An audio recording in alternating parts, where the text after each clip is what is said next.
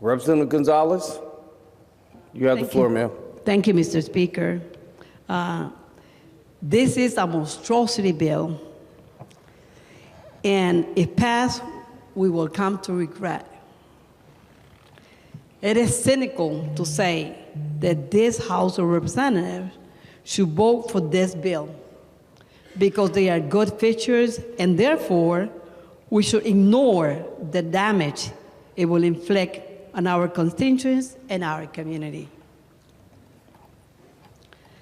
Those of us who represent urban districts should not be fooled into believing that this bill will do anything about critical shortage of affordable housing in our district.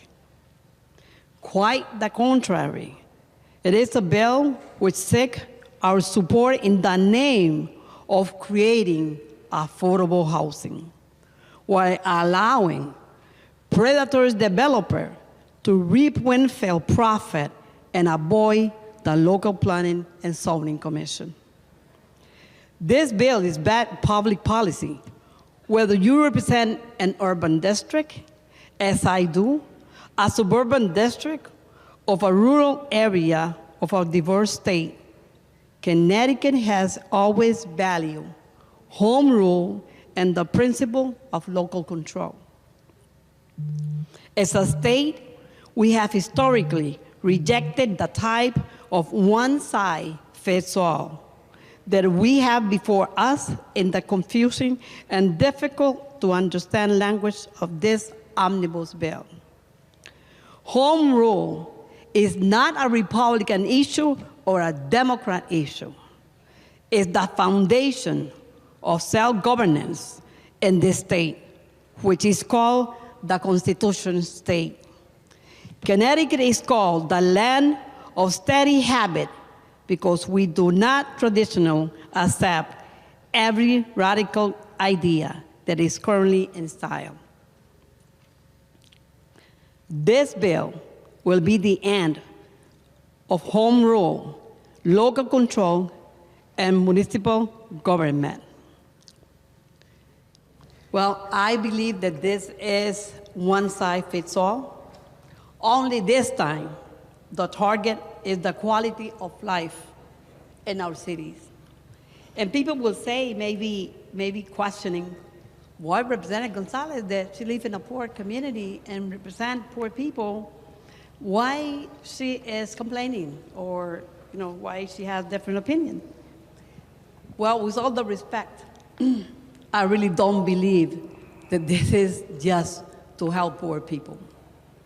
Because this bill, in my opinion, doesn't help and doesn't resolve the problem, the poor people. I've been here 29 years, and it gets to a point that I'm tired of listening. Well, this is for the poor people. We gotta help the poor people. And in the end, we don't see nothing. Nothing happened. Look at my district. Nothing happened. And I do have a problem with this. I express opposition to Bill 5002 and that concerning housing and the needs of homeless persons, while the intent to improve housing affordability and address homelessness is commendable. This bill raises serious concerns that merit careful reconsideration. As member of the General Assembly, we are charged with protecting not only statewide interests, but also the voice and integrity of local governance. This bill compromises both. House Bill 5002 set a precedent for state outreach into local zoning decisions, especially by mandated high-density development near transit and urban corridors, that I would like to see that.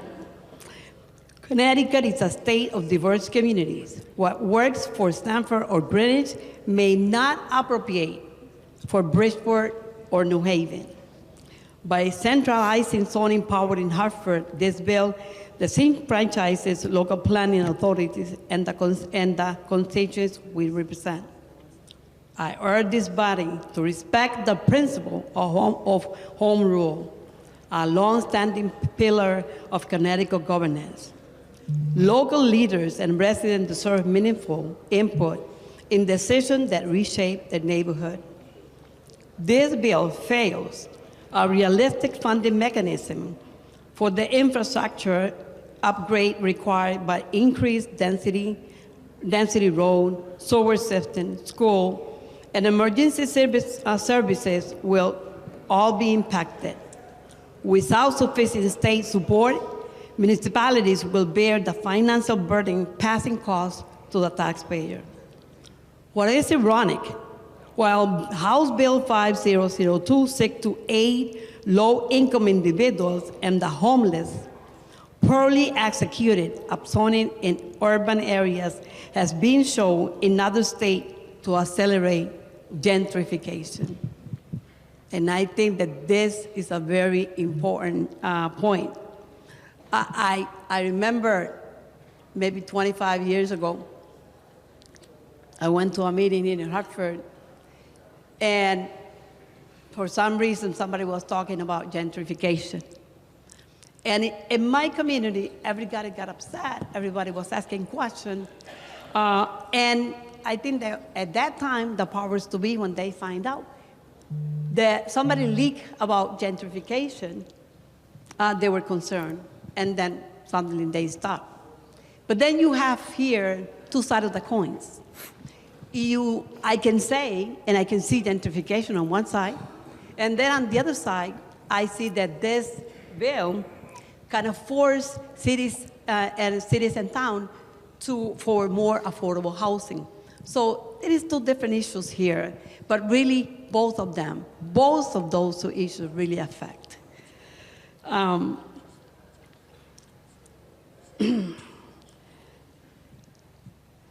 This bill lacks meaningful safeguard to prevent this cycle from repeating here. I urge this body to consider alternative legislation that safeguarding communities from unintended consequences and ensuring fair legislative process for the people of Connecticut. Our constituents deserve thoughtful, balanced solution, not blunt instrument, and that threaten the fabric of our cities and towns. And now I'm going to tell something that it happened a couple of days ago. And because people know me that I am very upfront. I don't hide when I have to say something. And sometimes I get in trouble for that. But it is okay. I welcome that. But I heard a conversation a couple of days ago from a developer. And I will say more. The developer was from East Hartford. And he was telling this lady, well, yes, we're going to build these 24 units, and we're going to control who is going to qualify for these units. And he said, and then he turned around and he said, also, we're going to control how many kids are going to be living in those units. My question is, if this is for low income, or this bill really benefit the developers? I would like to say how they will control that. I don't know, because I was going to ask, but again, I just heard the conversation, and sometimes they said that you're in the wrong place at the wrong time, right? But I think that I was in the right place at the right time when I heard that. And that really got me upset, because this is a way how they can convince the poor people that this is the best way to go. Let's convince the poor people. Let's convince the minority people, because this is for their people. But what I heard, I don't think so. These developers, they will control who qualify for this apartment, and how many kids. How many kids? He said, and we're going to control how many kids we're going to have in this building. So